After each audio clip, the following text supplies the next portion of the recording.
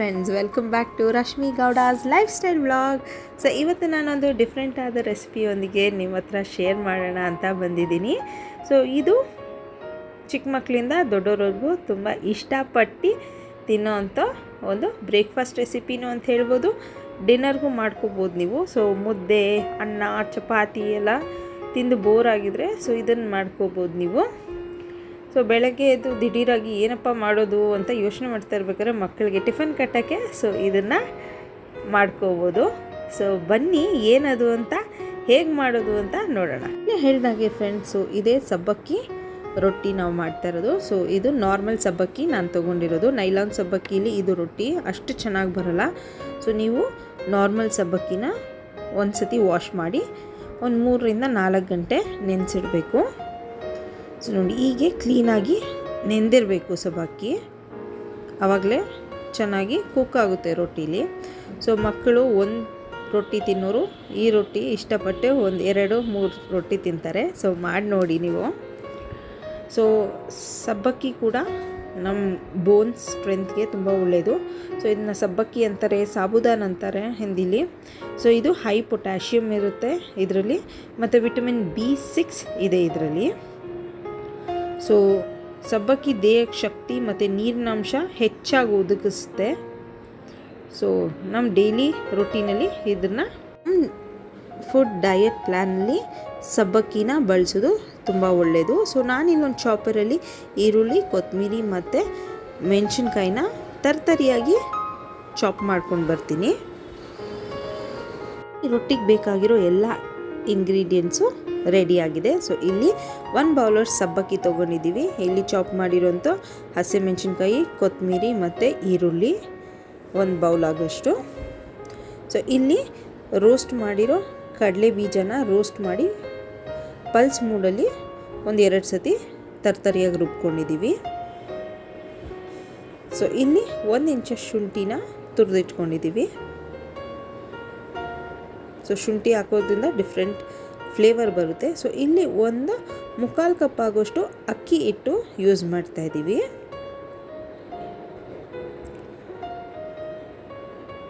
So ಇಲ್ಲಿ ಬೇಯಿಸಿ smash ಮಾಡಿಟ್ಕೊಂಡಿರೋ 2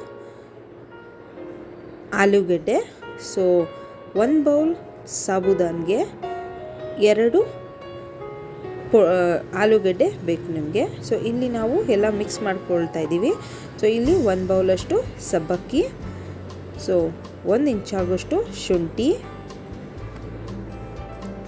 so ಆಗಲೇ ತರ್ತರಿಯಾಗಿ ಚಾಪ್ ಮಾಡಿ ಇಟ್ಕೊಂಡಿದ್ವಲ್ಲ ಈರುಳ್ಳಿ, ಕೊತ್ತಂಬರಿ ಮತ್ತು ಹಸಿಮೆಣಸಿನ್ಕಾಯಿ. ಸೊ ಇಲ್ಲಿ ನಾವು 4 ಹಸಿಮೆಣಸಿನ್ಕಾಯಿ ಯೂಸ್ ಮಾಡಿದ್ದೀವಿ.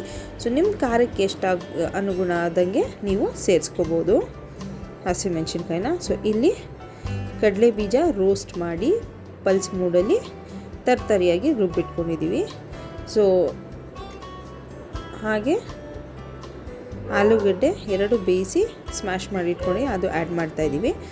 ಸೊ ಇದಕ್ಕೆ ಕಡಲೆ ಬೀಜ ಆ್ಯಡ್ ಮಾಡ್ತಾಯಿದ್ದೀವಿ. ಆ ಕಡಲೆ ಬೀಜ ಫ್ಲೇವರು ತುಂಬ ಚೆನ್ನಾಗಿರುತ್ತೆ ರೊಟ್ಟಿಲಿ.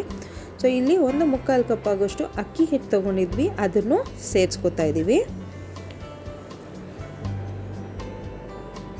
ಸೊ ಇವಾಗ ಒಂದು ಒಳ್ಳೆ ಮಿಕ್ಸ್ ಕೊಡೋಣ. ಸೊ ಫಸ್ಟು ನೀರು ಹಾಕ್ದಿರಾ ನೀವು ಕಲಿಸ್ಕೊಳ್ಳಿ. ಸೊ ಒಂದು 1/4 ಲೋಟ ಆಗೋಷ್ಟು ನೀರು ಅವಶ್ಯಕತೆ ಇತ್ತು ನಮಗೆ. ಸೊ ಆವಾಗ 1/4 ಲೋಟ ನೀರು ಸೇರಿಸ್ಕೊಂಡಿದ್ದೀವಿ. ಫಸ್ಟು ನೀವು ಎಲ್ಲ ಹಾಗೆ ಕಲಿಸ್ಕೊಳ್ಳಿ ಡ್ರೈ ಆಗಿ, ಆಮೇಲೆ ನೀರು ಅವಶ್ಯಕತೆ ಇದ್ದರೆ ಮಾತ್ರ ಆ್ಯಡ್ ಮಾಡ್ಕೊಳ್ಳಿ. ಯಾಕಂದರೆ ಸಾಬುದಾನಲ್ಲೂ ನೀರಿರುತ್ತೆ ನೆಂದಿರೋದ್ರಿಂದ, ಆಲೂಗಡ್ಡೆನೂ ಬೇಯಿಸಿರ್ತೀವಿ, ಅದು ನೀರು ಬಿಟ್ಕೊಂಡಿರುತ್ತೆ. ಸೊ ಈ ಟೈಮಲ್ಲಿ ಸಾಲ್ಟ್ ಆ್ಯಡ್ ಮಾಡ್ಕೊಳ್ಳಿ. ಸೊ ಇಲ್ಲಿ ನಾವು 1.5 ಟೇಬಲ್ ಸ್ಪೂನ್ ಆಗೋಷ್ಟು ಸಾಲ್ಟ್ ಆ್ಯಡ್ ಮಾಡ್ಕೊಂಡಿದ್ದೀವಿ. ಸೊ ಇವಾಗ ಒಂದು ಕ್ಲೀನಾಗಿ ಮಿಕ್ಸ್ ಮಾಡಿಕೊಂಡು ಒಂದು 5 ನಿಮಿಷ ನೆನೆಯಕ್ಕೆ ಬಿಡೋಣ. ಅದು 10 ಮಿನಿಟ್ಸ್ ನೆನೆಯೋದ್ರೊಳಗಡೆ. ಸೊ ನಾಳೆ ಸಂಡೇ ಆಗಿರೋದ್ರಿಂದ ಸೊ ನಾನ್ ವೆಜ್ಗೆ ಈರುಳ್ಳಿ, ಬೆಳ್ಳುಳ್ಳಿ ಎಲ್ಲ ಬಿಡಿಸ್ಕೊಡ್ತಾ ಇದ್ದೀನಿ ಮಮ್ಮಿಗೆ. ಸೊ ನಾನು ಬೆಳಗ್ಗೆ ಎದ್ದೇಳೋದು ಸ್ವಲ್ಪ ಲೇಟು. ಸೊ ಅದಕ್ಕೆ ಅಷ್ಟರೊಳಗಡೆ ಮಮ್ಮಿ ಎಲ್ಲ ರೆಡಿ ಮಾಡಿ ಇಟ್ಕೊಂಡಿರ್ತಾರೆ. ಸೊ ಅದಕ್ಕೆ ನೈಟ್ ನಾನು ಸ್ವಲ್ಪ ಹೆಲ್ಪ್ ಮಾಡಿಕೊಟ್ಬಿಡ್ತೀನಿ.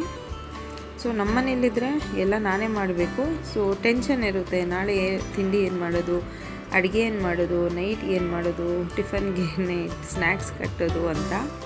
ಸೊ ಅಮ್ಮ ಮನೆಗೆ ಬಂದರೆ ಒಂದು ಸ್ವಲ್ಪ ರಿಲೀಫ್ ಆಗಿರ್ತೀನಿ ನಾನು. ಸೊ ಗಂಡನ ಮನೆಯಲ್ಲಿ ರಾಣಿ ಥರ ನೋಡ್ಕೊಂಡ್ರೇನು, ತವರಂದರೆ ಏನೋ ಒಂಥರ ಭಾವನಾತ್ಮಕ ಸಂಬಂಧ ಅಲ್ಲ. ಒಂದು ಟೆನ್ಷನ್ ಇರಲ್ಲ, ಆರಾಮಾಗಿರ್ಬೋದು. ಸೊ ನಮ್ಮನೆ ಆದರೆ ನಮ್ಮದೇ ಜವಾಬ್ದಾರಿ, ನಾನೇ ಮಾಡಬೇಕು. ಸೊ ಟೆನ್ಷನ್ ಜಾಸ್ತಿ. ಸೊ ಭುವನ್ ಓದಿಸೋದ್ರಿಂದ ಹಿಡಿದು ಅಡುಗೆ ಮಾಡು, ನಾಳೆ ಅವ್ನು ಸ್ನ್ಯಾಕ್ಸ್ಗೆ ಏನು ಕಟ್ಟು, ಅವ್ನ ಟೆಸ್ಟು, ಪ್ರಾಜೆಕ್ಟ್ಸು, ವರ್ಷ ಪೂರ್ತಿ ಟೆನ್ಷನ್ ಇರುತ್ತೆ. 2 ಮಂತ್ಸು ನಾನು ಟೆನ್ಷನ್ ತೊಗೊಳ್ದಿರ ಆರಾಮಾಗಿರ್ತೀನಿ. ಸೊ ಇಲ್ಲಿ ಒಂದು 10 ಮಿನಿಟ್ಸ್ ಆಗಿದೆ.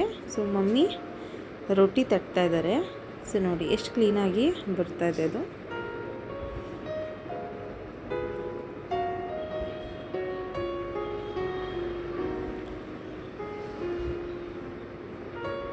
ಸೊ ಒಂದು 10 ಮಿನಿಟ್ಸು ಇದನ್ನು 2 ಕಡೆನೂ ಬೇಯಿಸಬೇಕು. ಅಕ್ಕಿ ರೊಟ್ಟಿ ಥರ ಬೇಗ ಬೇಯಲ್ಲ, ಸ್ವಲ್ಪ ಲೋ ಟು ಮೀಡಿಯಮ್ ಫ್ಲೇಮಿಂದ ಬೇಯಿಸಬೇಕು. ಸೊ ಯಾಕಂದರೆ ನಾವು ಸಬ್ಬಕ್ಕಿ ಹಾಕಿರೋದ್ರಿಂದ ಸ್ವಲ್ಪ ಲೇಟ್ ಬೇಯೋದಿದು. ಸೊ ನೀವು ಜಾಸ್ತಿ ಉರಿ ಇಟ್ಕೊಂಡು ಬೇಯಿಸಿದ್ರೆ ಒಳಗಡೆ ಬೆಂದಿರಲ್ಲ, ಮೇಲ್ಗಡೆ ಮಾತ್ರ ಸೀದುದಂಗೆ ಆಗಿರುತ್ತೆ. ಒಂದು ಸೈಡ್ ಬೆಂದಿದ್ದಾದಮೇಲೆ ನಾನು 1 ಟೇಬಲ್ ಸ್ಪೂನ್ ಆಗೋಷ್ಟು ತುಪ್ಪ ಹಾಕ್ಕೊಂಡು ಸೊ ಇನ್ನೊಂದು ಸೈಡ್ ಬೇಯಿಸ್ಕೊತಾ ಇದ್ದೀನಿ. ಸೊ ಈ ಸಾಬೂದಾನು ನಿಮಗೆ ನವರಾತ್ರಿ ಉಪವಾಸದಲ್ಲಿ ಕಿಚಡಿ ಮಾಡ್ತಾರೆ ನಾರ್ತ್ ಸೈಡಲ್ಲಿ. ಸೊ 9 ದಿನ ಉಪವಾಸ ಇರ್ತಾರಲ್ಲ, ಸೊ ಅವರು ಈ ಸಾಬೂದಾನ ಕಿಚಡಿ, ಸಾಬೂದಾನ ಪಾಯಸ, ಸಾಬೂದಾನ ರೊಟ್ಟಿ ಮಾಡಿಕೊಂಡು ತಿಂತಾರೆ. ಈಗ ರೊಟ್ಟಿ ಎಲ್ಲ ರೆಡಿ ಆಯಿತು. ಸೊ ಇದು ಲಾಸ್ಟ್ ರೊಟ್ಟಿ.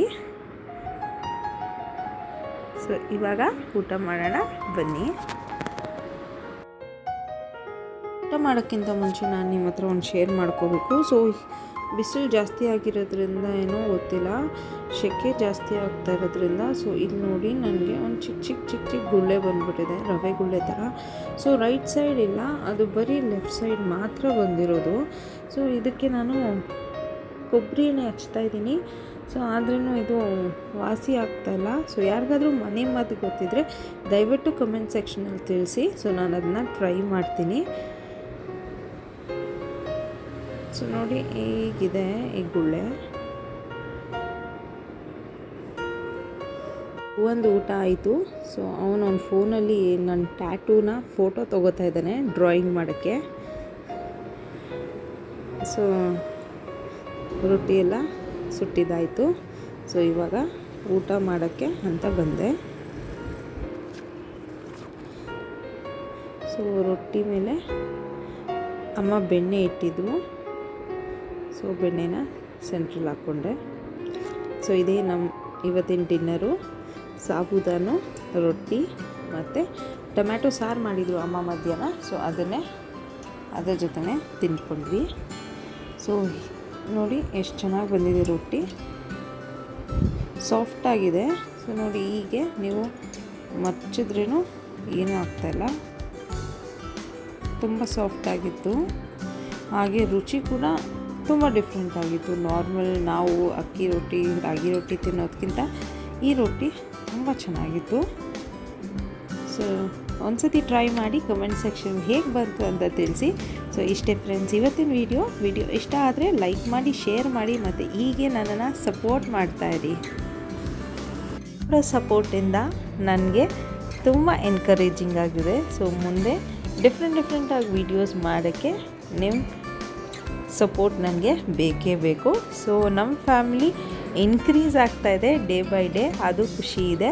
ಸೊ ನನ್ನ ಸಬ್ಸ್ಕ್ರೈಬರ್ಸೇ ನಮ್ಮ ಫ್ಯಾಮಿಲಿ ಕೂಡ. ಸೊ ಹೀಗೆ ಸಪೋರ್ಟ್ ಮಾಡ್ತಾಯಿರಿ ರಶ್ಮಿ ಗೌಡ ಲೈಫ್ ಸ್ಟೈಲ್ ವ್ಲಾಗ್ಸ್ನ. ಬಾಯ್ ಫ್ರೆಂಡ್ಸ್, ಇನ್ನೊಂದು ವಿಡಿಯೋದಲ್ಲಿ ಸಿಗೋಣ.